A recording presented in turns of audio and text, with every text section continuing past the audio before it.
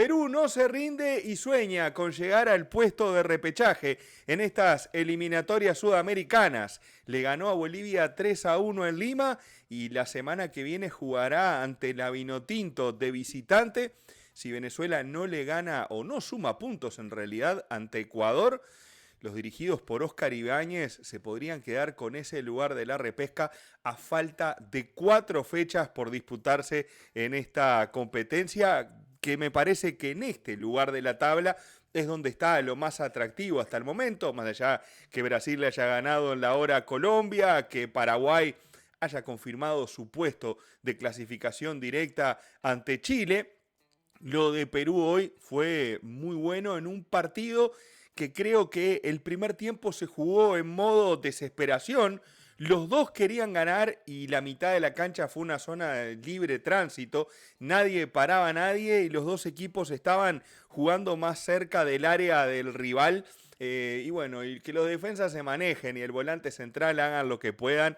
En un primer tiempo donde Perú aprovechó las oportunidades que tuvo, donde Gallese con alguna dificultad sacó una pelota de un tiro, si mal no recuerdo, de Cuellar desde afuera del área, y con el gran Paolo Guerrero, primero de pivot y luego como goleador, logró sacar ese 2-0 tranquilizador para jugar la segunda parte con más aplomo y tratar de jugar con la desesperación de los bolivianos, que se fueron arriba, que lograron el descuento, pero que no les alcanzó para poder empatar el partido, porque se encontraron con Pedro Gallese bastante lúcido para sacar alguna pelota y también alguna impericia de los bolivianos para definir que le faltó en ese último tramo de la cancha y lograr estar más cerca de un resultado que me parece que para el lado de Bolivia se le empieza a escapar ese sueño de clasificar al Campeonato del Mundo de manera directa, sin lugar a dudas.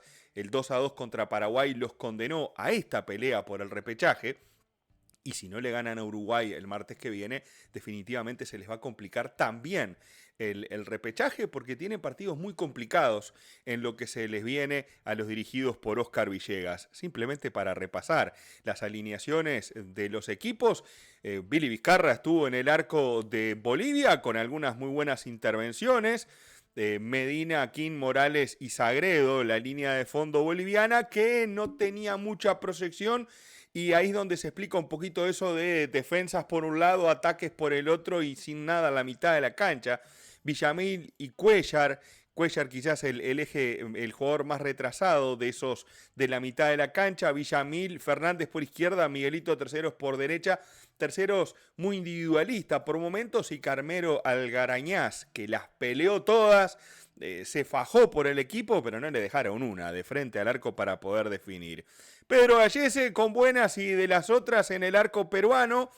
Luis Advíncula, Garcés, Abraham y Miguel Trauco, la línea de 4 de los dirigidos por Óscar Ibáñez, Renato Tapia, André Carrillo, Sergio Peña, Andy Polo, Brian Reina por detrás del enorme Paolo Guerrero, que volvió a estar al servicio de su selección y estar a la altura de las circunstancias, de lo que exigía este partido, fumándose buen tiempo realmente antes de que entrara Gianluca Lapadula en el segundo tiempo y haciendo estragos, en especial en el primer tiempo, no solamente dentro del área, sino haciendo mucho trabajo de salir de la zona del área a buscar alguna pelota, a presionar a los defensores en la salida de Bolivia, cosa que se le valora al veteranísimo delantero de la selección de Perú. Más o menos fue así la forma en la que se jugó el primer tiempo, donde Roberto Carlos Fernández hoy en Bolivia apareció como volante en la primera parte, donde se soltó mucho el equipo y lo que le faltó al equipo boliviano quizás fue un poquito de audacia en los últimos metros, donde Perú logró resolver bastante bien las cuestiones en defensa, mientras que del otro lado me parece que el aporte de Trauco subiendo por el lateral, lo de Andy Polo, lo de Reina y el desdoble de Carrillo hicieron la diferencia por el lado de la bicolor, mientras que por Bolivia le faltó también en defensa un poquito más de pericia en un partido que estaba casi mano a mano, defensas contra ataques. En la segunda parte, Oscar Villegas, antes para repasar simplemente el momento de los goles, al minuto 37 fue el gol de Andy Polo, en una jugada que viene justamente por izquierda. Otra vez Diego Medina dando ventajas. Guerrero hace de pivot, le queda a Andy Polo la pelota, perdón, le queda a un compañero, da un rebote en su tiro y Andy Polo entra por derecha. Creo que era Reina el que entraba, porque Polo y Reina cambiaron bastante sus posiciones, fueron bastante movedizos en todo el frente de ataque. Andy Polo define para cruzarle la pelota a Billy Vizcarra y poner el 1-0. Luego Paolo Guerrero, otra vez en su salsa en el área sobre la hora del primer tiempo, da la estocada inicial de este partido. Bolivia se fue con todo al ataque en el segundo tiempo. Villegas mandó cambios, mandó a Roberto Carlos Fernández al lateral para mandarlo más arriba y que queden casi que 3 en el fondo, Medina, King y Morales. Miguel Terceros empezó a hacer estragos por banda derecha.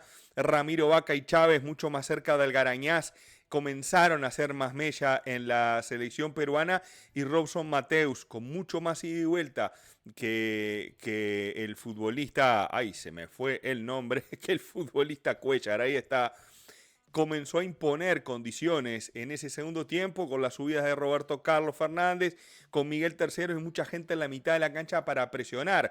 Bolivia, que había presionado alto en el primer tiempo, no había sido efectivo en ataque, y Perú como que se empezó a retrasar y a limitarse a defender ese 2-0 con uñas y dientes, hasta que un tiro de afuera del área, no sé qué quiso hacer Garcés, que tenía las manos atrás, la terminó abriendo por instinto, vaya uno a saber, metió el brazo, fue penal. Miguelito Terceros lo cambió por gol a los 58 minutos, se había tirado bien Pedro Gallese, pero no llegó, y de esa manera la selección boliviana se puso a tiro.